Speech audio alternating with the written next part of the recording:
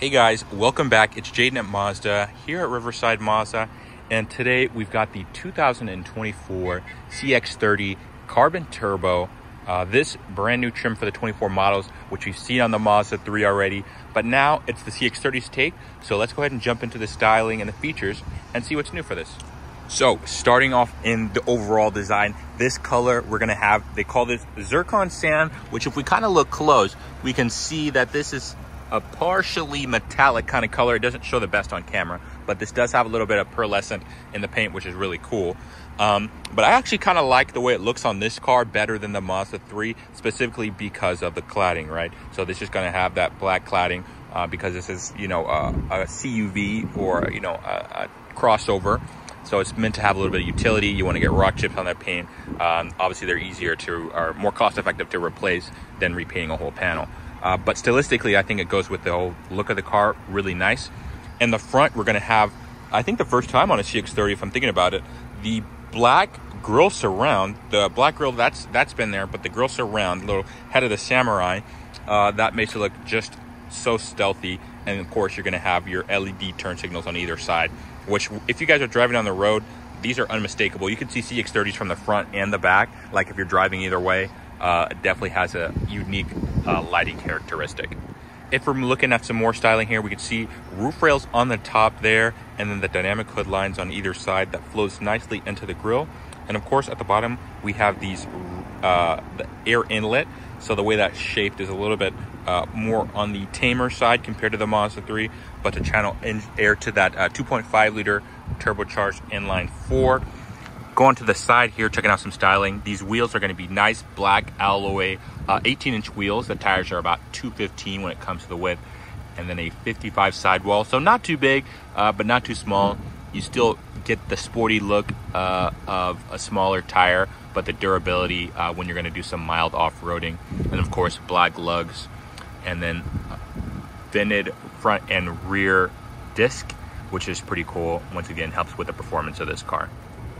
Taking a step back here and just looking at the overall side silhouette, we can see just how this sporty this looks, but also how similar to the Mazda 3 hatch it also looks, right? Because once again, we know that this is based on the same platform as the Mazda 3, same engine, same transmission, same suspension setup, same everything, right? It's just, lifted up off the ground a little bit, and it looks just a little bit more neat.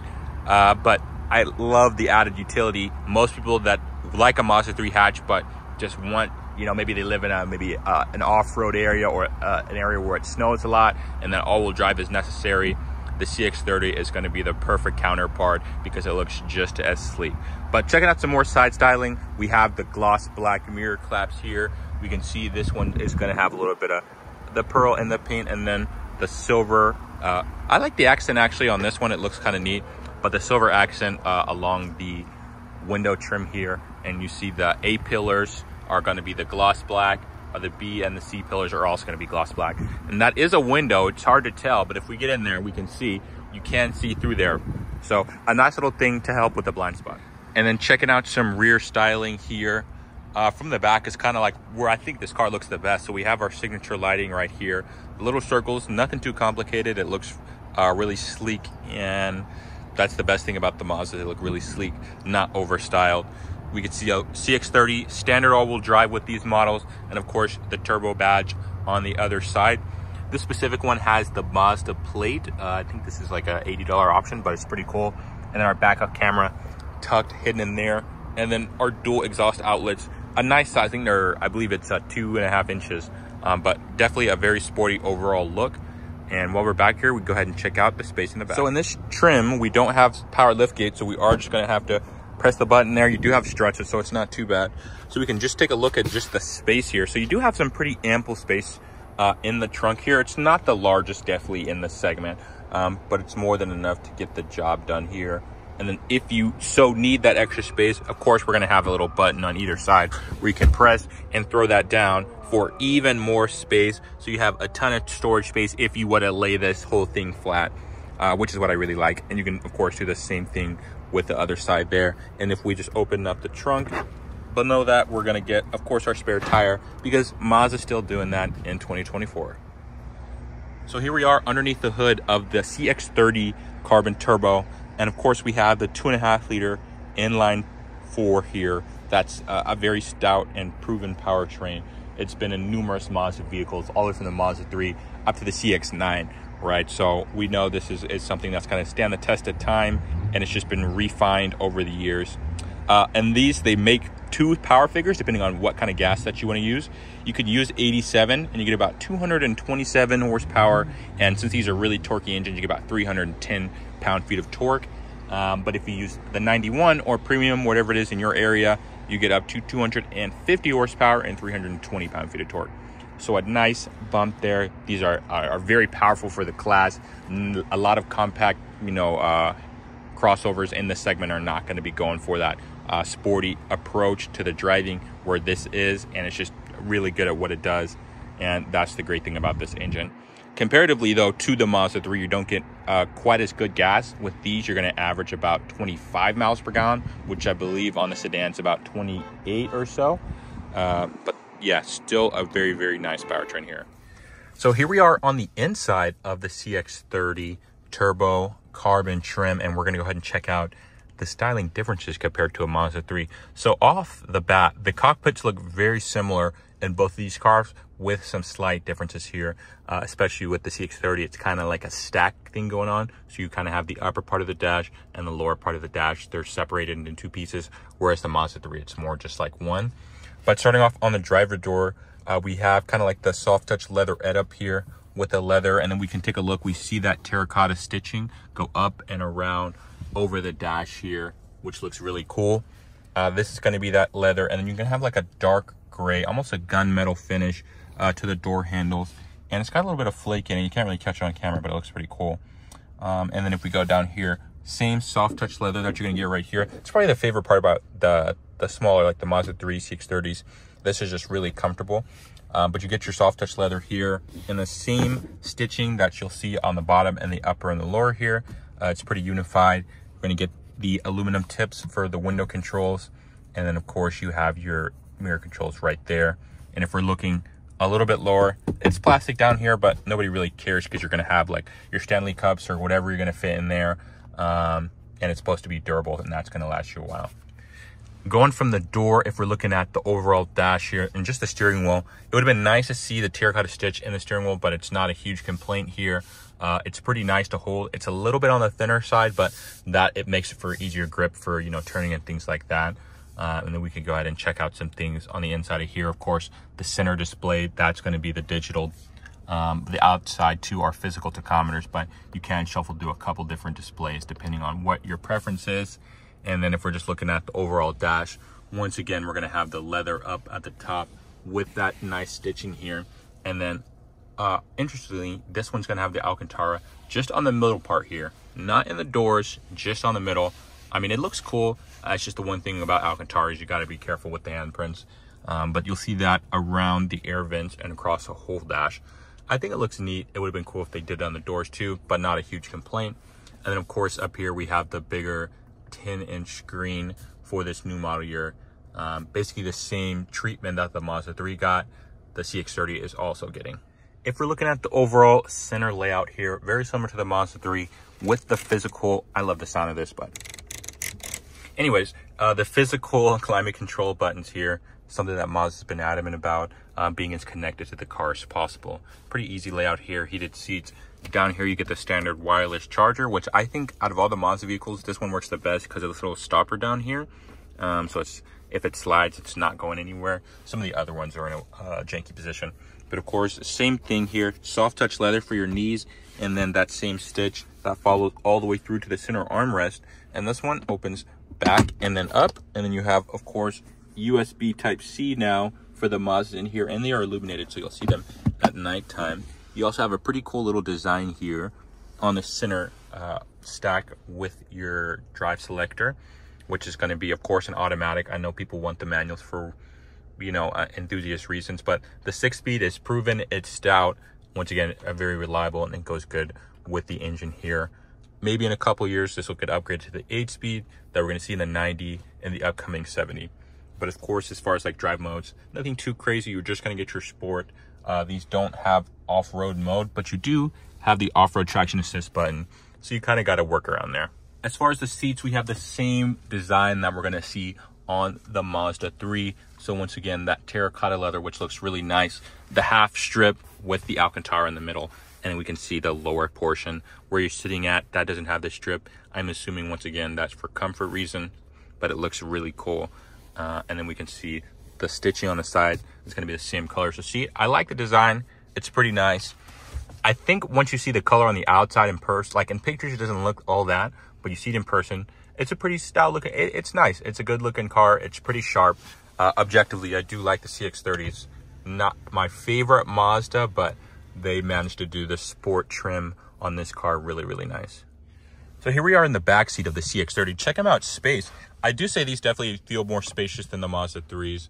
Headroom, you know, for one, that's a lot more. I don't feel like I'm going in there because you do have a little recess in the roof here for extra headroom.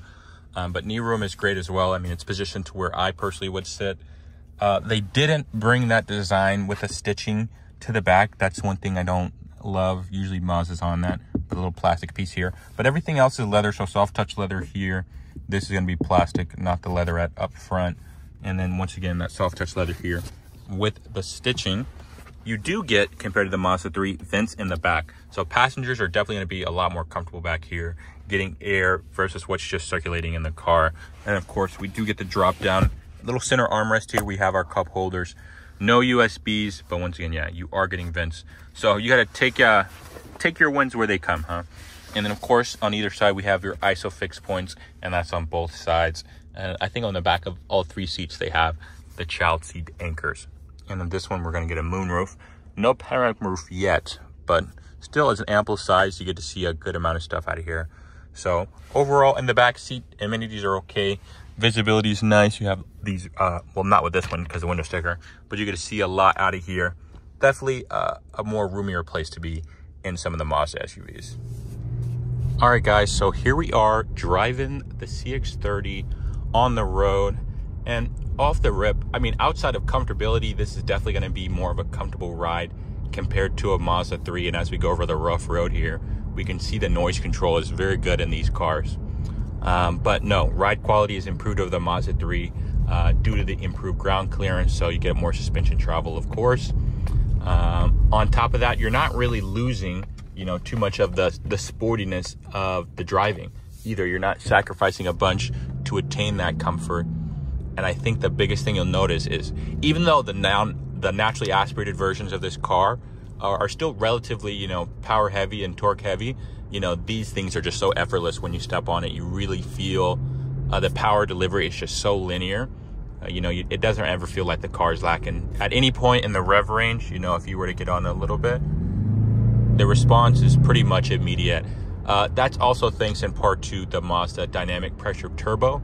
That's, you know, not definitely a new system, but I think it was 2014, 2015 when they introduced that to reduce spool time. So you're really not feeling too much lag when you're driving these cars, which is what I really, really like.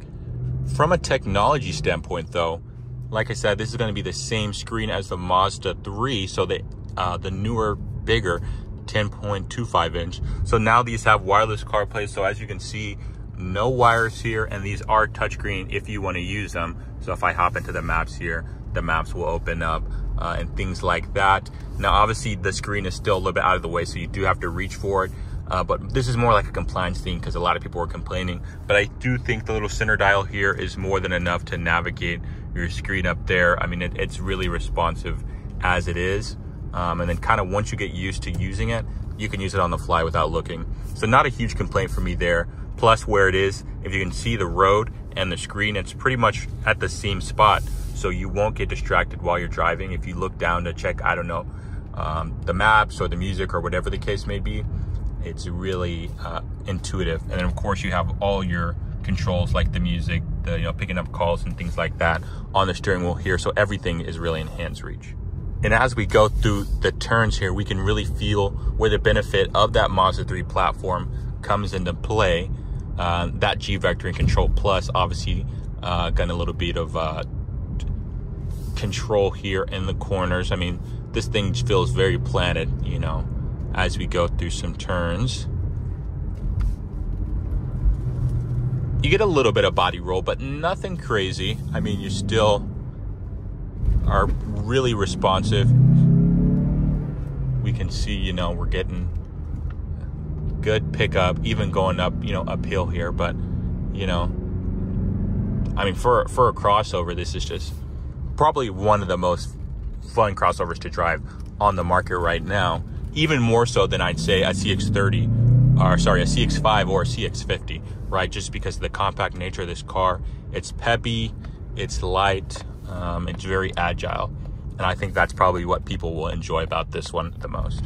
And apart from the driving experiences, once again, it's just, you know, you could do that all day, right? And it's handling this no problem. But apart from the driving experience itself, from a comfort standpoint, once again, you're blending the comfort very well. I know Mazda suspension tend to be on the sportier side, but you kind of get used to that pretty quickly here.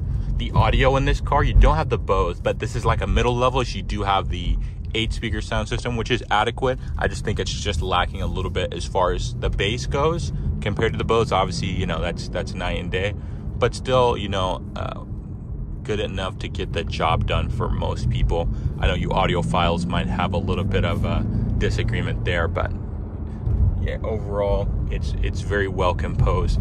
This has been on the market since 2020, so yeah, they've just been refining it year in and year out, and I think they've done a great job with this one. So we're here at a stop. Of course, what we're going to do is the obvious 0 to 60. We're going to flip it into sport mode and see how fast this thing is with a little brake boosting in 3, 2, 1.